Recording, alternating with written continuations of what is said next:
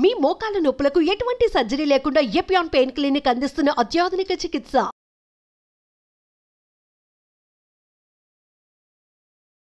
Welcome to Suman TV. నేను మీ నవీన్. ప్రస్తుతం మనతో ప్రముఖ గ్యాస్ట్రో ఎంట్రాలజిస్ట్ డాక్టర్ పులి చంద్రశేఖర్ గారు ఉన్నారు. హాయ్ సార్, నమస్తే అండి. నమస్కారం సార్, రోజు ఒక యాపిల్ తింటే చాలా హెల్తీగా ఉంటామంటుంటారు.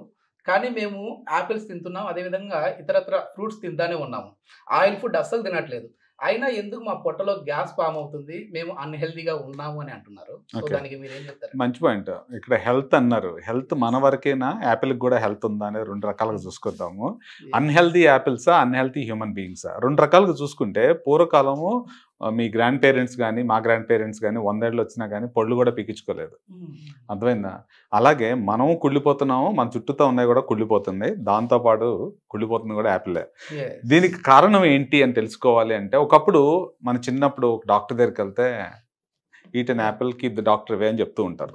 సార్, నన్ను ఇంటర్వ్యూకి వచ్చే ముందు నవీన్ ఒక యాపిల్ తీసుకొని రా అన్నారు. సో నేను తెచ్చాను. మీరు కూడా మళ్ళీ యాపిల్ తీసుకొని వచ్చారు. నేను కూడా యాపిల్. సో ఇదేమో నిగనిగలు ఆడిపోతా ఉంది. ఓకే, సో రెండు డిఫరెన్స్ ఏంటండి?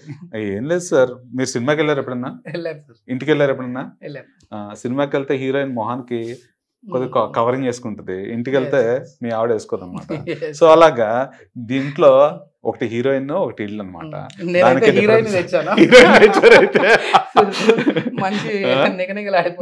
ఆడాలి. ఓకే, హీరోయిన్ కావాలా మంచి పెళ్ళం కావాలా అన్నట్టు ఉన్నది.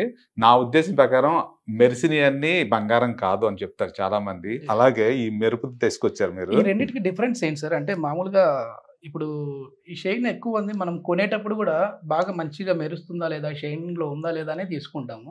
సో ఎట్లా మనం దీన్ని డిఫర్ చేయాలి? Okay, so first of all నిగనిగలు ఆడితే కొనాలా అనేది పాయింట్ కాదు మనకి. ఇప్పుడు మనకి ఎందుకు అలా చేస్తున్నారంటే, ఇప్పుడు రెండుగా చూసాం. ఒకటి ఏమైనా ప్లెయిన్గా ఉంది, ఒకటి ఏమైనా ఇది నిగనిగలు ఆడుతుంది. దీనికి ఒక కోటింగ్ అనేది వేసాం. ఇందాక నేను మనం అందంగా కనిపించడానికి మనకు ఫౌండేషన్ వేసుకున్నట్టు, ఇట్లాగే ఈ యాపిల్కి ఎందుకు ఫౌండేషన్ వేస్తున్నారు, ఎందుకు జనాలు కొనేవాళ్ళు నిగనిగలాడితే కొంటున్నారా లేకపోతే మంచిగా ఉండాలనేది చూసుకుంటే, ప్రతి పండుకి పెరిషబుల్ నాన్ పెరిషబుల్ అని చెప్తూ ఉంటాం.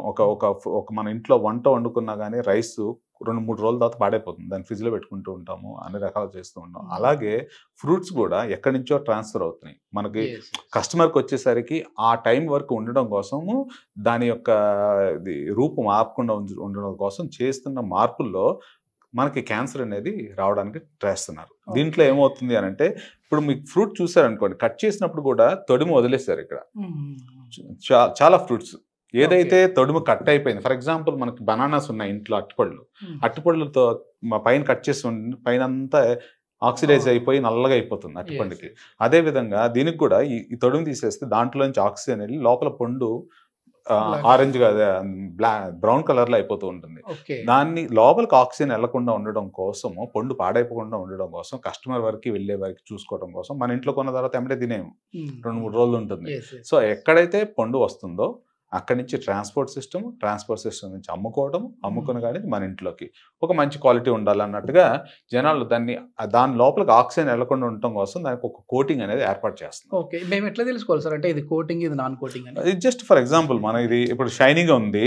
సో దీంతో just giving an example here, ఇలా తీస్తూ ఉంటుంటే దీని చూడండి తెల్లగా పొడిగా వస్తుంది ఇక్కడికి.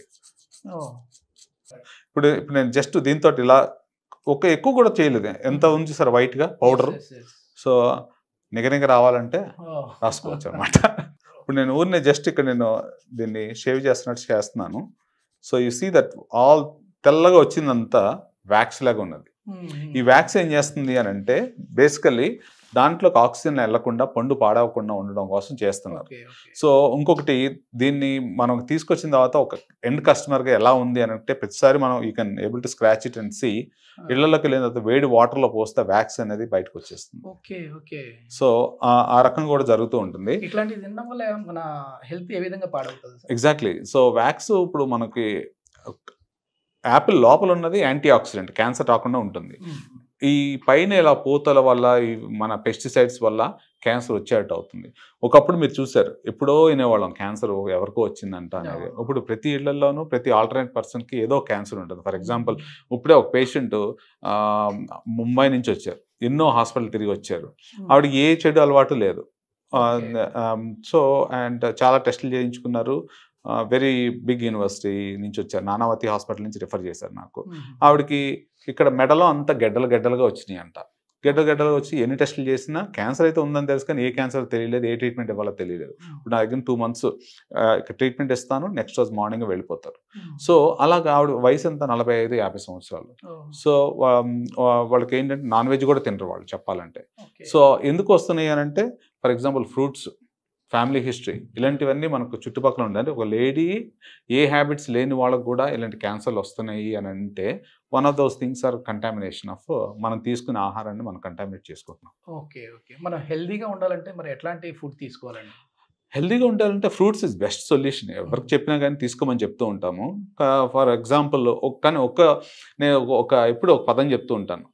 చాలామంది పేషెంట్స్ నన్ను అడుగుతూ ఉంటారు, సార్ ఒక గ్యాస్ ప్రాబ్లము ఎక్కడ తగ్గింది మీ దగ్గర తగ్గుతుందంట అని వస్తాను, ఆయన తగ్గింది మరి నాకు కొద్దిగా ఎక్కువ టైం పడుతుంది ఏంటి సార్ అంటారు.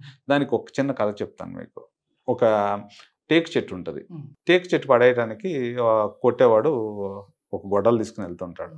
సో టేకు చెట్టు చిన్నగా ఉన్నప్పుడు మనం ఇలా అంటే అయిపోతుంది. అదే పెద్ద చెట్టులో దానికి కావాల్సిన గొడ్డలు కూడా పొద్దునగా ఉండాలి, కొట్టేవాడు కూడా బలంగా ఉండాలి. ఒకసారి కొట్టేవాడు బలంగా రాకపోవచ్చు, యూజ్ చేసే టెక్నాలజీ సరిగ్గా లేకపోవచ్చు, అసలు యాక్చువల్లీ వాళ్ళలోనే ప్రాబ్లం ఉండొచ్చు. అదేవిధంగా మనం తింటున్న ఆహారము ఒక్కొక్క చోట ఒక్కొక్క మార్పు రావటం వల్ల వాళ్ళలో రిస్క్ అనేది పెరుగుతూ ఉంటుంది. సో అలాగే ఈ పాయింట్ ఎందుకు నేను చెప్తున్నానంటే, గ్యాస్ పేషెంట్స్ యాపిల్ తినొచ్చా లేదా అనే క్వశ్చన్ నన్ను అడుగుతూ ఉంటారు. సార్ ఏ ఫ్రూట్స్ తినాలి, ఏ ఫ్రూట్ తినకూడదు. సరే అని మొదలు పెట్టంగానే నాకు షుగర్ ఉంది సార్ అంటాడు ఒకడు. తర్వాత నేను ఇంకో ట్యాబ్లెట్ వేసుకుంటున్నాను అంటారు. సో ఒకే పేషెంట్లో వేరు ఫర్ ఎగ్జాంపుల్ ఎందుకు యాపిల్ కానీ వీటిల్లో గ్యాస్ పేషెంట్స్కి కొంతమందికి పడదు అని చెప్తే, pH వాల్యూస్ <4 ఉంటుంది, వాళ్ళకి ఇంకా ఎసిడిటీ ఎక్కువ అవుతుంది. ఓకే. సో అలాగే మన డైజెస్టివ్ సిస్టంలో చూసుకుంటే ఒక్కొక్కరు IBS పేషెంట్స్ ఉంటారు కొంతమందిలో, వాళ్ళల్లో ఏమవుతుంది అంటే కడుపు ఉబ్బరం వస్తుంది. సో అంటే ఒక ఫ్రూట్ అందరికీ పడుతుందని నేను చెప్పలేను. అందు గురించి FODMAP డైట్ అనేది కొత్తగా ఒకటి వచ్చింది. సో దీన్ని డివైడ్ చేసుకుంటే మనము చేసుకునే కొన్ని ప్రాబ్లమ్స్ ఉన్నాయి. అంటే ఒక ఫ్రూట్ని ఎక్కువ రోజు ఉంచడానికి మనం చేస్తున్న పెస్టిసైడ్స్ కానీ, లేకపోతే దానిపైన పోత ఒకటి మన క్యాన్సర్ ఇస్తుంటే, మంచి ఫ్రూట్ తీసుకున్న కొంతమందికి కొన్ని గ్యాస్ట్రిక్ ఇష్యూస్ కూడా వస్తూ ఉంటాయి. For example gastritis patients apples pH values డిఫరెంట్గా ఉంటాయి. కానీ ఇదంతా పక్కన పెట్టేస్తే, నేను విదేశాల్లో ఉన్నప్పుడు, నేను స్విట్జర్లాండ్ వెళ్ళినప్పుడు అతి గొప్ప యాపిల్ తిన్నా నేను కంపేర్ చేసింది ఏంటంటే కాశ్మీర్ యాపిల్కే. నేను ఎప్పుడో 30 సంవత్సరాల కిందట ఒకసారి తిన్నాను అప్పుడు Kashmir Apple. It was so good, even now I could feel the taste inside me. So అంత గొప్పగా ఉన్నాయి అన్నమాట. సో ఏం మారిపోతుంది మనం చేసేదల్లా, మనం యాడ్ చేసే పెస్టిసైడ్స్ వల్ల ఆ ఫ్రూట్లో ఉన్న ఇది కూడా మారిపోతూ ఉంది. That's what I see that. మొత్తానికి ఒకవేళ యాపిల్ మంచిదే అంటే, ఫ్రూట్స్ అన్ని మంచివే, కానీ వాటిని మనం మంచిగా కడిగేసుకున్న తర్వాతనే, లేదంటే మీరు అన్నట్లుగా ఇప్పుడు అందరికీ డౌట్ ఉంటుంది. సో మేము వాళ్ళ దగ్గర ఇట్లా షాప్ పండు దగ్గర ఒకసారి గోరుతో ఇట్లా అంతే దానికి వ్యాక్స్ ఉందా లేదా తెలుస్తుంది. పిల్లలకి పెట్టినప్పుడు చాలా మంది ఇందాక కూడా పేషెంట్ ఒకళ్ళు అడిగారు, సార్ ఫైబర్ కావాలి అంటే తోలుతో తినాలంటే భయం వేస్తుంది, ఎందుకంటే వ్యాక్స్ ఉంటుంది, ఎలా తినాలి అని. ఓకే. సో బేసికలీ వాళ్ళందరూ ఏంటంటే పైనుంచి తోలు తీసేసి లోపల తీస్తున్నారు పిల్లలకి, విచ్ ఇస్ అండర్స్టాండబుల్. దానివల్ల ఫైబర్ వస్తుంది కానీ పూర్తి ఫైబర్ రాకపోవచ్చు. అంటే ఇప్పుడు వేడి నీళ్ళలో కడిగేసిన తర్వాత తినొచ్చా అండి? వేడి నీళ్ళు కడిగేస్తే అది హాట్ వాటర్, కానీ దాని యొక్క రుచి పోతుంది కదా. That's what I mean to say. Organic వెళ్ళిపోతే చాలా బెస్ట్ అంటారు. అదే. సో న్యాచురల్ ఫార్మ్స్ లోకి వెళ్ళి ఆర్గానిక్ ఫ్రూట్ తింటే సరిపోతుంది. సార్ ఒకవేళ ఈ వ్యాక్స్ కోటెడ్ ఫుడ్స్ మనం తిన్నాం అనుకోండి, మన లార్జ్ ఇంటెస్టైన్ కావచ్చు, స్మాల్ ఇంటెస్టైన్ కావచ్చు, ఎట్లాంటి ప్రాబ్లమ్స్ వస్తాయి? ఓకే. సో బేసికలీ దీంట్లో ఏమున్నది, ఈ వ్యాక్స్ చుట్టూతో ఉన్న కార్బన్ మాలిక్యూల్స్ కానీ ఇంకా వేరే పెస్టిసైడ్స్ ఏమైనా ఉంటే పేగు లోపలికి వెళ్ళిన తర్వాత కొన్ని క్యాన్సర్స్ ఫామ్ అవుతుంటాయి. మీరు ఈ మధ్యకాలంలో ఉంటారు, చిన్న పేగు, పెద్ద పేగు క్యాన్సర్, గ్యాస్ట్రిక్ క్యాన్సర్స్ అధికంగా వింటూ ఉన్నాము. కొంతమంది ప్యాంక్రియాటిక్ క్యాన్సర్స్ కూడా ఉంటాయి. So these are the risk factors. ఇవి వాళ్ళకి వచ్చే క్యాన్సర్స్ కారణము ఒక మనం వ్యాక్స్తో పాటు దానిపై ఉన్న చుట్టూ కార్బన్ మాలిక్యూల్స్ తోటి క్యాన్సర్ రిస్క్ కూడా పెరుగుతూ ఉంటాయి. థ్యాంక్ యూ సార్, చాలా మంచి information. Thank you very much.